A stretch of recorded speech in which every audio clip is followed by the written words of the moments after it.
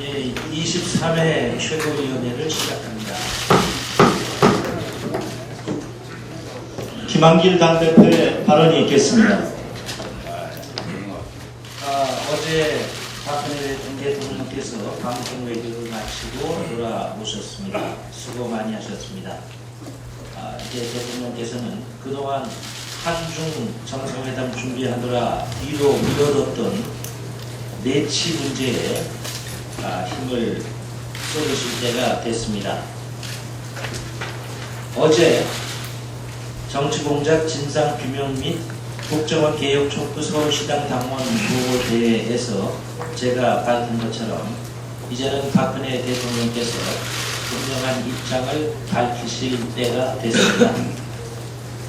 지난 대선의 정당성과 박근혜 정부의 정통성을 위해서라도 국정원과 새누리당이 지난 대선 전후에 저지른 탈법적, 공작적 행태의 전모를 순서없이 밝히고 관련자들을 읍참마속의 심정으로 예외 없이 처벌하겠다는 대통령의 확고한 의지를 밝혀야 한다고 생각합니다.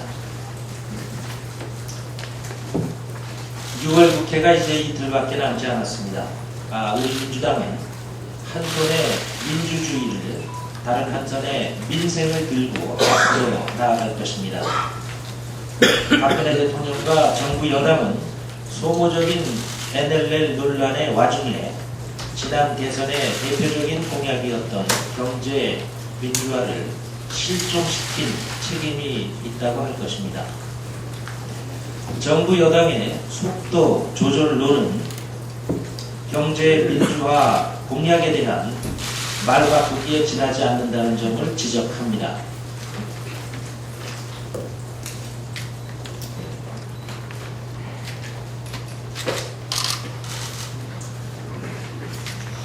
이번 6월 국회에서 민주당은 현재까지 몇 가지 성과를 거뒀습니다. 첫째, 국정원의 불법 대선 개입 및 국기문란 범죄의 진실을 밝히고 민주주의를 지키기 위한 국정원 대선 개입 국정조사 실시를 이끌어냈습니다. 둘째, 정치 혁신을 위한 국회의원들의 특권과 기득권을 내려놓는 법을 통과시켰고 공무원 범죄 몰수 특례법의 개정도 이루어냈습니다. 셋째, 경제민주화를 위한 공정거래위원회의 전속 고발권을 폐지했습니다. 수고하신 의원님들께 감사와 격려의 말씀을 드립니다. 민주당은 이제 6월 국회의 마지막 날까지 의뢰 정보를 닦아주고 서민과 중산층의 먹고 사는 문제를 해결하는 데 제1야당의 역할을 다할 것이라는 것을 다시 한번 다짐하면서 남은 이틀 최선을 다하겠다는 약속을 드립니다. 이상입니다. 다음은 전병헌 원내대표의 발언이 있겠습니다. 먼저 박근혜 대통령의 한중일 정상회담이 진전된 합의로 마무리된 것을 다행스럽게 생각하고 평가합니다. 특히 한반도 비핵화와 평화 유지, 6차 회담 재개를 위한 노력에 양국 정상이 합의하는 것을 환영합니다. 그러나 진전된 합의로 실천하지 않으면 공연불이 궁금합니다. 양국 정부의 성의 있는 노력을 촉구합니다. 민주당은 중국과의 전략적 협력과 동반자 관계가 한반도 평화와 번영에 기여하는 미래지향적 관계로 발전하기를 진심으로 기대하고 또 촉구해 갈 것입니다. NLL 문제와 관련해서 NLL 발언에 대한 진실 문제에 대해서 국민적 관심이 뜨겁습니다. 이것은 새누리당과 국정원의 합작 공작으로 구체적으로 발생한 것입니다. 쟁점은 두 가지입니다. 첫째, 내용의 진위 확인입니다. 둘째는 그에 따른 책임입니다. 내용에 대한 진위 확인은 간단하고 명료할 것입니다. 관련 기록들, 즉 기록원에 보관된 회의록과 관련 자료 일체를 열람하고 확인하는 될 문제입니다. 다음은 유출 과정과 진위에 따른 책임 소재입니다. 어제 문재인 의원께서 NLL 내용과 관련해 새누리당의 주장이 사실이라면 정계를 은퇴하겠다고 공언하였습니다. 이제 새누리당이 답할 차례입니다. 여야가 NLL 회의록과 관련해서 왜곡 조작 논란을 마무리 짓는다는 차원에서 2007년 남북 정상회담 회의록과 부속 자료 일체를 열람할 것을 공식적으로 제안합니다. 새누리당도 반대할 이유가 없을 것입니다. 오늘 중 여야가 함께 자료 요청안을 제출할 것을 제안합니다. 그리고 책임 소재를 가리기 위한 조사 방식과 절차에 대한 여야 협의를 시작해 나가자고 제안합니다. 7월 국회와 관련해서 6월 국회가 이제 이틀밖에 남지 않았습니다. 아직 숙제가 많이 남아 있습니다. 민생과 민주주의를 위해 7월 국회는 열릴 필요가 있습니다. 어떤 측면에서는 반드시 열려야 될 것 같습니다. 첫째, 민생을 위한 국회의 노력이 멈춰서는 안 된다는 점입니다. 민생 국회는 7월에도 이어져야 할 것입니다. 의뢰 눈물을 닦아주는 국회를 천명하고 최선을 다해왔지만 이대로 마치기에는 아쉬운 부분이 있습니다. 한 발만 더 나가면 여야가 합의할 수 있고 하루만 더 머리를 맞대면 해결할 수 있는 입법 과제들이 있습니다. 7월 국회 열리도록 여당의 협조를 바랍니다. 둘째, 민주주의 수호를 위해서도 7월 국회는 열려야 합니다. 지금 남북 정상회담 회의록 유출 문제로 광화문에서 촛불 집회가 연일 계속되고 있습니다. 국민이 광장에서 토론하고 있는데 국회가 문을 닫아 걸고 있다는 것은 말이 안 되는 것입니다. 국회는 문제를 제기하는 것을 넘어서 문제를 해결하는 곳이 되어야 할 것입니다. 의회 정치가 제 역할을 포기하지 않아야 한다는 점에서 7월 임시국회는 반드시 필요합니다. 새누리당의 7월 임시국회 개최를 공식 제안하고 즉각 협의에 응할 것을 요구합니다. 민주당은 의회에서 민주주의를 지키고 의회에서 문제를 해결해 나가기를 진정으로 기대하고 촉구합니다. 국정원 국정조사 처리가 내일로 다가왔습니다. 국정조사는 국민이 국회에 부여한 권능이고 명령입니다. 어떤 이유로도 핑계로도 회피할 수 없는 국민의 세상 같은 명령임을 여야가 모두 경각심을 갖고 받아들여야 할 것입니다. 진실규명을 위한 국정조사를 방해하려는 그 어떤 음모도 좌시하지 않을 것입니다. 새누리당과 박근혜 정부는 국정조사에 적극 협조하고 혁혁이 쌓여있는 국민적 의혹을 해소하는 것만이 유일한 방법임을 명심해야 할 것입니다. 이상입니다. 예, 다음은 신경민 최고위원 발언하겠습니다. 네, 국정원 사건과 관련해서 거짓과 불법과 국기문란의 시리즈로 NLL 결정까지 벌였던 세력들이 이제는 국정조사에 지뢰밭을 심고 있습니다. 먼저 국조위원 선정과 관련해서 트집을 잡고 있는데요. 아무나 고발을 해놓고 마음대로 너는 빠져라는 식으로 민주당 의원들에 대해서 트집을 잡고 있습니다. 오히려 국조위원 선정에 문제가 있는 쪽은 상대 쪽입니다. NLL에 깊이 관여가 된 정문원 의원 같으니 수사검사를 구국검사로 매도한 김진태 의원 같은 이가 오히려 더 문제가 되는 거 아닌가 싶습니다. 그리고 세계적인 조롱거리와 웃음거리가 된 남대준의 NLL 1, 2차 작전을 국조 대상으로 인정하지 않으려 하고 있습니다. 이와 동시에 공익제보를 자리 약속으로 물타기 하려 하고 아직도 여성 인권을 외치고 있습니다. 여러 번 말씀드렸듯이 그 여성은 컴퓨터 훈련을 받은 정예 요원이고 경찰의 공무집행 방해와 증거인멸, 선거법, 국정원법을 위반한 현행범이었습니다. 지난 주말에 민주당 당직자 한 명이 이 문제와 관련해서 검찰에 체포가 돼서 현재도 조사를 받고 있습니다. 새누리당이 터무니없는 주장을 하고 거기에 검찰은 여당의 구색을 맞추려고 무리한 짜맞추기 수사를 강행하고 있습니다. 당시 CCTV에 찍혔던 국회의원과 수많은 기자들, 당직자들, 트위터 보고 달려간 시민들까지 이런 식으로 모두 다 소환할 셈인지 검찰에 묻고 싶습니다. 말도 안 되는 수사에 검찰이 비웃음을 받고 있습니다. 검찰 개혁법을 저지하기 위해서 검찰과 여당이 협조한다는 인상을 주고 있습니다. 검찰과 새누리당은 부끄러운 줄 알아야 합니다. 애초에 성립도 되지 않는 수사를 당장에 중지할 것을 촉구합니다. 또 하나 중요한 문제에 대해서 언급하고 싶습니다. 보이지 않는 세력이 언론을 장악하고 있습니다. YTN이 10,000개의 트위터를 보도를 통째로 드러낸 세력이 있습니다. MBC의 2580 리포트는 긴 분량의 꼭지를 통째로 드러냈습니다. 어제는 KBS에서 똑같은 더 심한 일이 벌어졌습니다. 김환영 사장이 일요일임에도 불구하고 친히 출근을 해서 NLL 관련 보도를 모니터한 옴부즈만 프로그램의 프로듀서를 통째로 드러내는 보직 해임 조치를 했습니다. 이건 완전히 70년대, 60년대까지 거슬러 올라가는 막가파식 언론 통제입니다. 언론 사태까지 국정조사를 하기 싫으면 이 보이지 않는 세력은 언론 통제에서, 언론 탄압에서 손을 뗄 것을 촉구합니다. 이상입니다. 예, 다음은 조경태 최고위원 발언이 있겠습니다. 예, 한중 정상회담을 통해 한반도 신뢰 프로세스와 정부가 협력 구상에 대한 중국 측의 지지를 해낸 점, 그리고 한중 FTA를 적극 추진할 수 있는 그런 토대를 구축하는 부분에 대해서 긍정적 평가를 있습니다. 다시 한 번 더 말씀드리지만 한중 간 새로운 신뢰관계의 틀을 마련하고 긴밀한 경제협력 체계를 구축한 것은 높이 평가할 만합니다.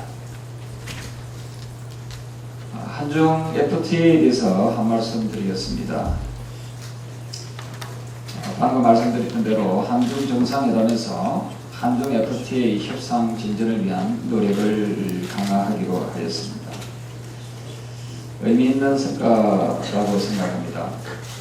하지만 한 가지 짚어야 될 대목이 있습니다. 아시겠지만 FTA라고 해서 다 좋은 것은 아닙니다. 여러분들이 잘 아시다시피 한 EU FTA를 발효한 이후에 한국과 EU의 무역이 15년 만에 적자가 났습니다. 97년 이후 처음으로 적자를 기록했습니다. 한중 FTA는 무역 규모가 그동안 자유무역협정을 체결한 미국과 유럽연합 쪽을 합친 것보다 크다고 합니다. 우리 경제에 절대적인 영향을 미치는 것이 한중 FTA입니다. 국회 입법조사처에 의하면 한중 FTA 피해 예상 분야로 농수산업에 대한 피해가 급증할 것으로 전망했습니다. 2020년을 기준으로 했을 때 농업 생산량은 약 20%가 감소할 것으로 예상되고 있습니다. 그리고 국내 수산업계의 피해가 연간 7,800억에서 1조 2천억 원에 이르는 것으로 예상되고 있습니다. 한중 FTA에서 우리가 혜택을 볼 분야는 자동차 부품과 디스플레이에 집중되어 있습니다. 대부분 대기업 제품입니다. 반면에 중국이 혜택을 보고 우리가 손해를 볼 분야는 훨씬 다양합니다. 그 대부분이 우리나라의 중소기업 제품과 겹친다는 것입니다.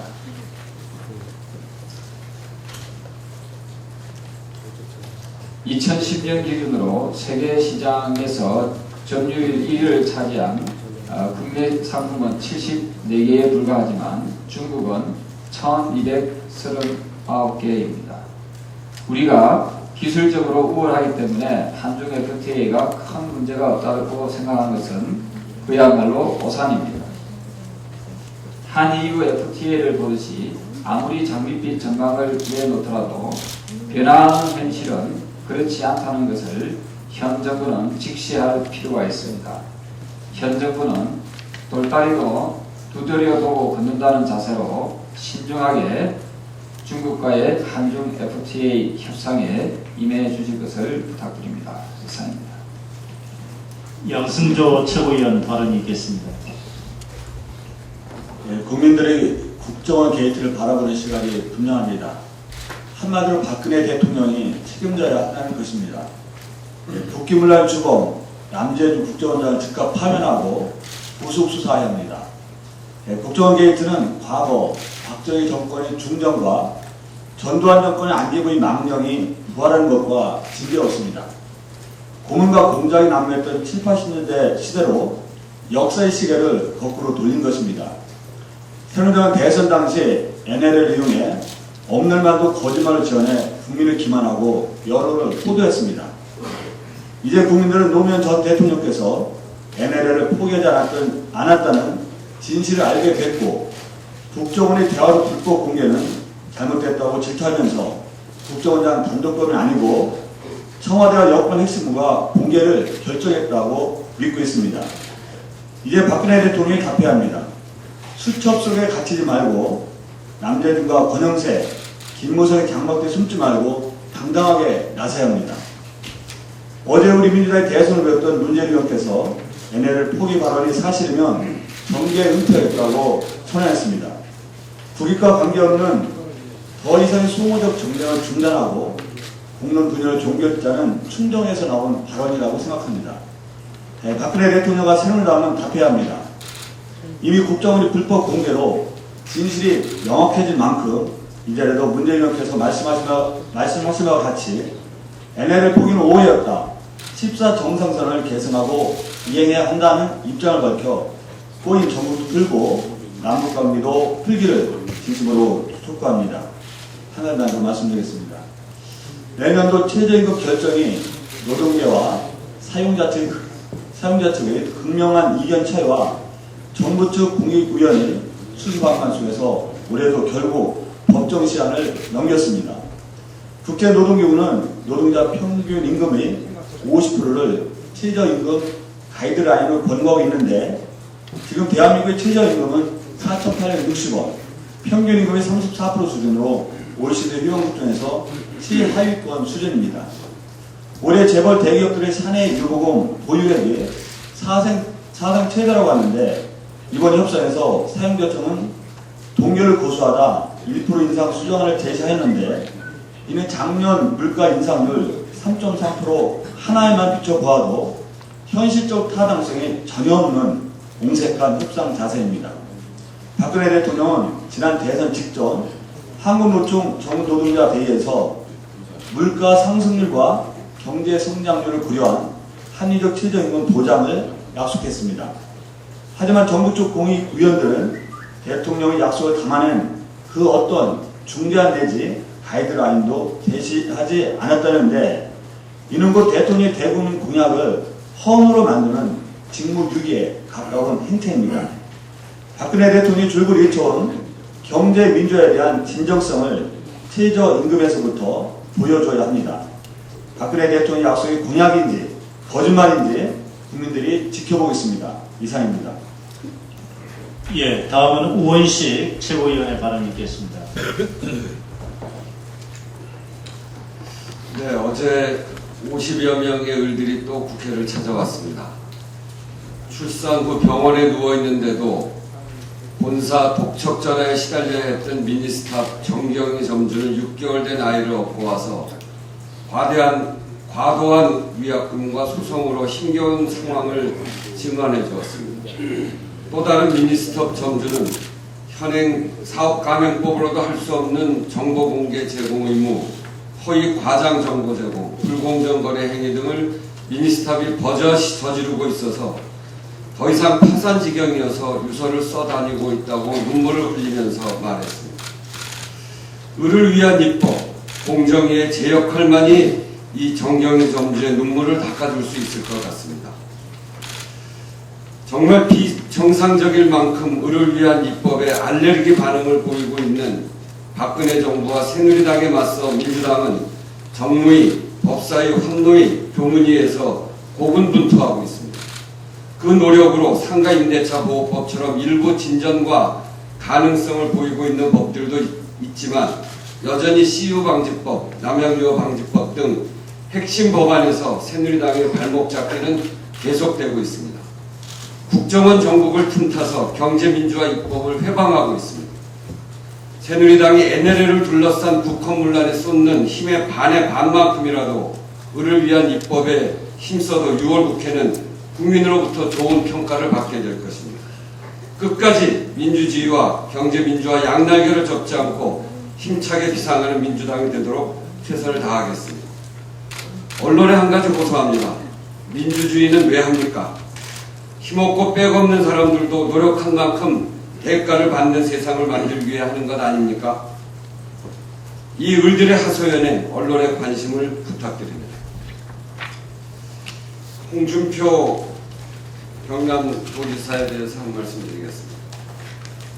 홍준표 도지사의 막가파식 불통 행정과 의회 무시 작태가 도를 넘고 있습니다. 시민사회가 주장하는 주민투표도 거부하고 국회에서 여야 합의로 통과된 국정조사 증인 출석도 불참하겠다고 선언했습니다. 나아가 정부의 진주의료원 법인 해산 조례의 제의 요구에도 불구하고 조례 공포를 강행하겠다고 밝혔습니다. 진주의료원 해산으로 생명의 위협을 받게 되는 서민, 노약자 등 의료 취약계층도 우리 국민임을 홍준표 지사는 명심해야 할 것입니다. 민주당은 불통 홍준표 지사가 정부와 의회는 물론 국민들의 의료와 지적까지 무시하며 보살핌이 필요한 어르신들을 사지로 왜 내몰았는지 반드시 밝힐 것입니다. 진주의료원에서 쫓겨난 환자들 중 24명이 사망했다고 합니다. 쫓겨난 230명의 노동자와 환자 그리고 그 가족들은 고통에 울고 있습니다. 민주당은 이를 위해서 진주의료원 사태 국정조사를 반드시 실시할 것이며 몸이 아프고 삶이 고단한 서민들을 위해 끊임없이 노력할 것입니다. 그나마 다행인 것은 지난 28일 민주당이 주장한 진주의료원법이 법사위 소위를 통과해서 이번 달 2일 본회의의 통과를 앞두고 있다는 점입니다. 민주당이 민생을 살리는 당입니다. 새누리당은 민생을 살린다는 주장만 하지 말고 그 법이 어느 상임위, 그 어느 법인지 좀 밝혀주시고 그런 법들이 있다면 통과시키기 위해서 노력해야 된다. 이제 7월 2일 며칠 남지 않았습니다. 새누리당의 각성을 촉구합니다. 예, 다음 박혜자 최고위원 발언이 있겠습니다. 네, 새누리당의 국정원 국정조사 특위위원들의 면면을 살펴보셨죠? 그 면면을 보면 과연 새누리당이 국정조사를 제대로 할 의지가 있는 것인지 어처구니가 없습니다. 국정조사의 원칙 무효를 주장했던 권성동 의원, 대선 때 NNL을 정치 쟁점화했던 정문원, 이철우 의원, 그리고 국정원 대선 개입 사건의 수사검사의 학생운동 경력을 들어서 수사 내용을 비판했던 김진태 의원, 여러분들 이쯤 되면 국정원의 국정조사 특위가 아니라 국정원의 방어특위라고 봐야 되지 않을까요? 새누리당은 도대체 무엇이 그렇게 무서워서 국정원 방어에만 몰두하는 것입니까?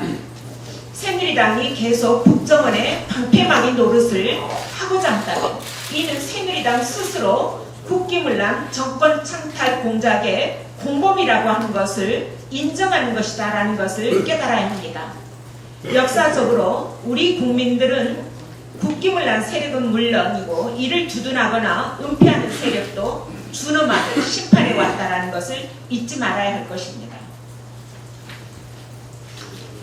네, 제가 오늘 저희 지역 광주 문제를 한 가지 언급을 좀 해야 될 것 같습니다.